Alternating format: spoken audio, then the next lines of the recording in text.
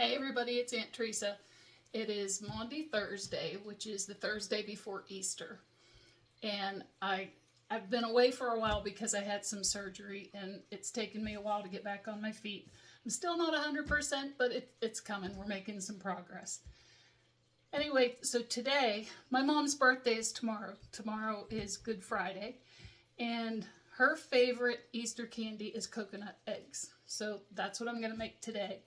The recipe that I'm going to give you is pretty versatile. You can make any flavor. I've made this basic recipe and added orange flavoring and orange food coloring and then covered it with white chocolate to make like a dreamsicle type egg. I've made them with raspberry and purple food coloring and dark chocolate. The raspberry chocolate is really good. A buttercream with a butter flavored extract. You can customize it however you want to do. I've made fruit and nut. You can get the dried candied fruit and just chop up nuts and put in it. You can make any flavor you want. Today I'm going to do the coconut egg. I use a food processor for this. The recipe is 1/3 cup of butter at room temperature, a teaspoon of vanilla extract, which you would use no matter what flavor you're making, 1/3 cup of light Karo syrup, corn syrup, 1/4 teaspoon of salt, and a pound of powdered sugar. And it makes a pretty good sized batch. For the coconut egg, I'm going to use sweetened coconut. This is a 14-ounce bag. It'll probably take almost all of this bag, if not all of this bag, because I like more of the filling is just going to be used to bind the coconut. It's going to be a little creamier than a Mounds bar, but it's going to be pretty densely coconut.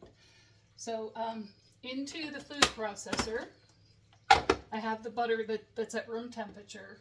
I'm going to add the corn syrup. I didn't spray this with Pam. It's just, so I need to scrape it out. But you can spray it with cooking spray, and it'll come out of the measuring cup.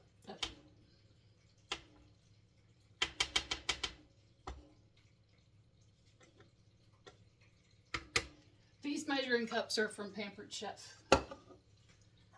There's the teaspoon of vanilla extract,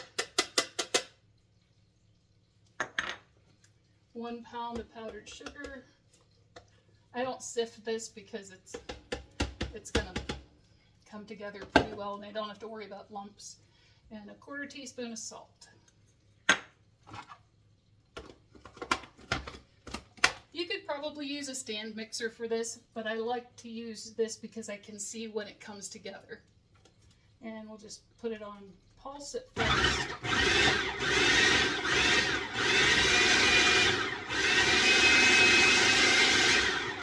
And then I'll put it on low, and you'll see it's gonna whirl, and then it's gonna ball up, and that's when it's ready.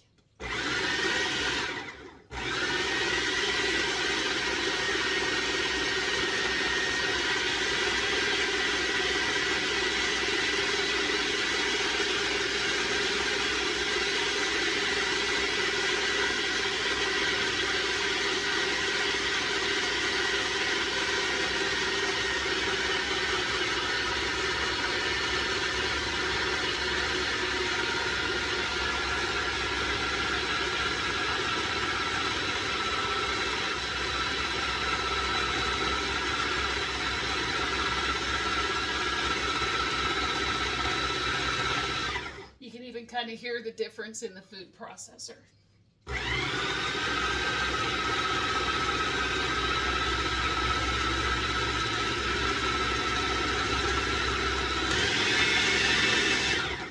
It's starting to clump together. It has suction cups on the bottom. I'm just going to scrape the sides a little bit.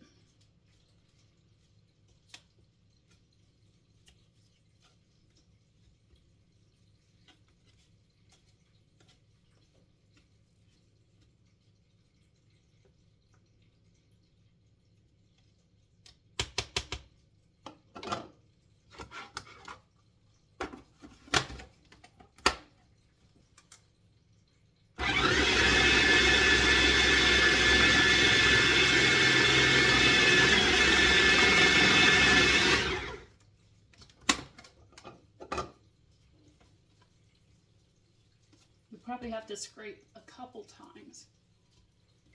And it's eventually just going to clump together. It's all going to come off of the sides.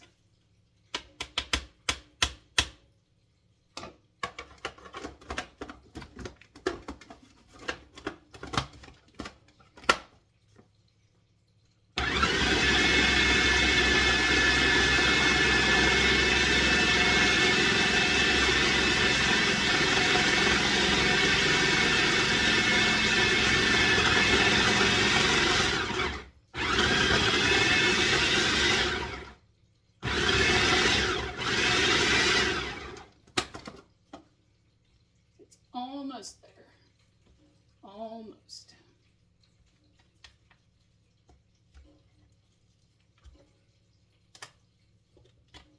Yeah, like I said, you can use a stand mixer for this, or you could probably even do it by hand.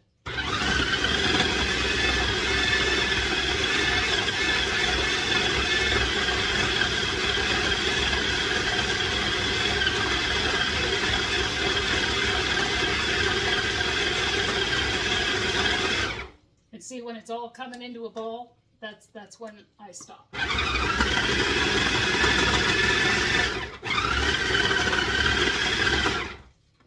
There we go.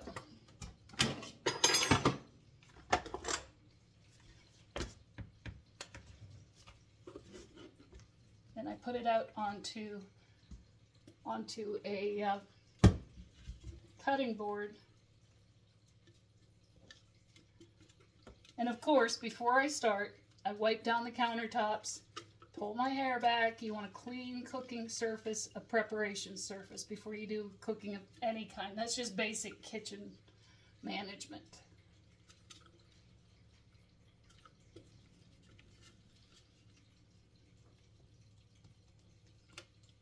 And you can see it doesn't look like a lot. It's probably only maybe 2 cups of filling at this point, but it's going to make a lot. Let me get my scraper.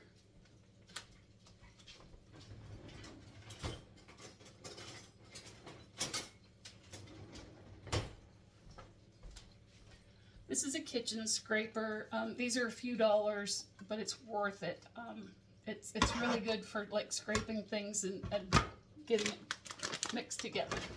So I'm going to kind of flatten this out a little bit. And again, you don't have to have this tool. It's just something I use. So I'm going to put about half of the bag and then just mix this in. I'll try not to make much of a mess, but I do. It's going to be messy.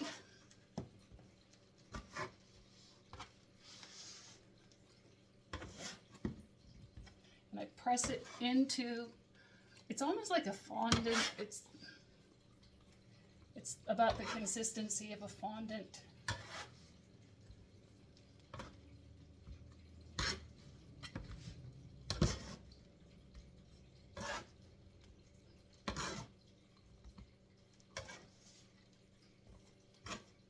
And while I do this, I'm going to pause because this is going to take a while, but I'll be back.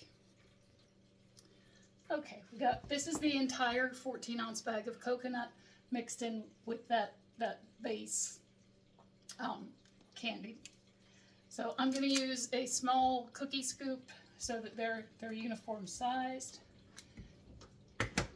and form them into little egg shapes and just put them on a parchment lined cookie sheet. These I'm going to put in the refrigerator for about half an hour or so, just to get good and chilled and set up so that they're easier to dip in the chocolate. I'm going to make some semi-sweet chocolate, and some I'm going to use a milk chocolate. For the semi-sweet, I'm just using chocolate chips. For the milk chocolate, I got a Hershey's Symphony extra creamy that I'm going to melt and use for those. But so yeah, the heat of your hands will help shape the eggs. These aren't going to be huge, but I think it'll give a good chocolate to filling ratio. You can make them bigger, you can make them bite size. These are a little smaller than a regular size chicken egg, but and it'll make a lot. You can see, you know, I haven't made much of a dent in it, and I've already got 6 eggs. So I'm going to keep doing this. I'll put them in the refrigerator to get cold, and I'll be back with the dipping. Okay? And we're back. Okay, I've melted the semi-sweet chocolate chips. You do it in 30-second intervals in the microwave. You can use a double boiler if you need to. Just make sure you don't overheat your chocolate, because if you go beyond the melted stage, it's just going to get thick and clumpy and you can't use it after that. So these have been in the refrigerator for about half an hour. They're chilled. They're going to take the chocolate well. This is my method. There's probably easier methods, but this is how I learned to do it, so here we go. I just plop it into the chocolate, cover it, and pull it out.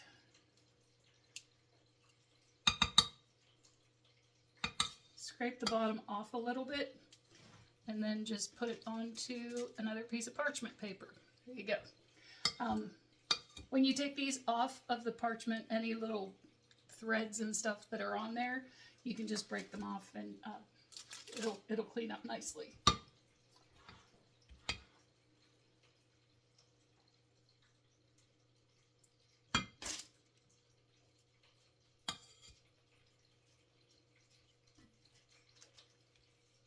You can use candy melts. They're available in the craft section, usually with the party supplies, where you can buy like cake baking accessories and stuff like that in Walmart, or there's a candy making section in like Michael's or Hobby Lobby, places like that. They work just as well. Actually, I'm just using what I had in the house, and I didn't have any candy melts, so chocolate chips it is today, guys.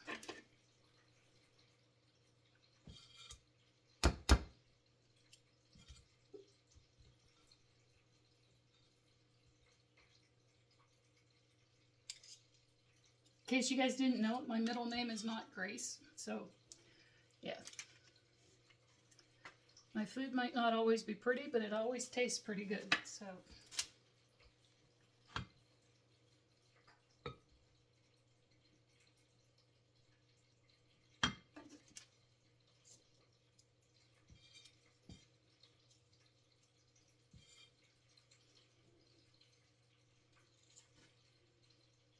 Let's naked on the side.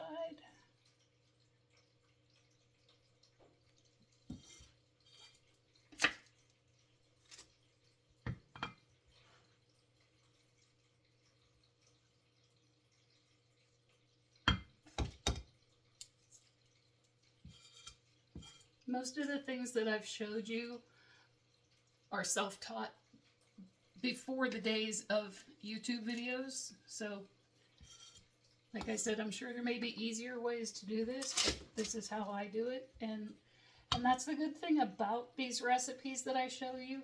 You can customize them to your taste. Always season foods the way that you like it.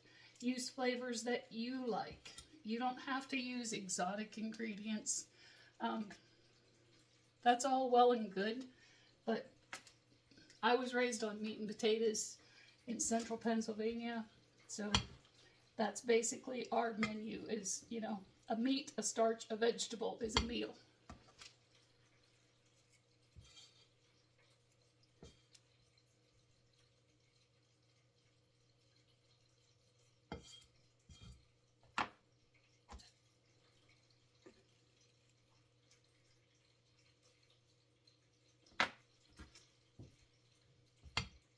I was going to do a video of pickled eggs. In Pennsylvania, for Easter, you have to have pickled eggs and beets.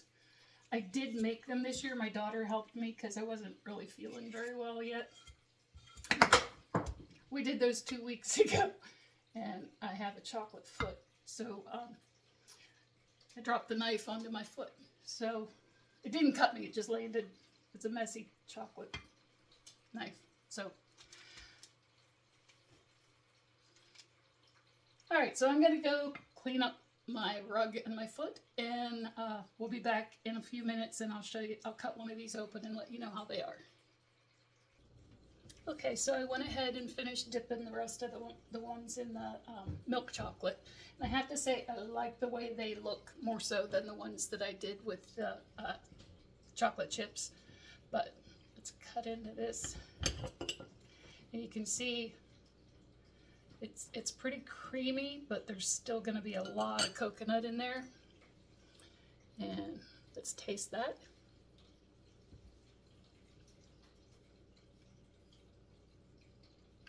Mama's gonna like that a lot. So happy Easter. If you make these, let me know in the comments, and have a good day.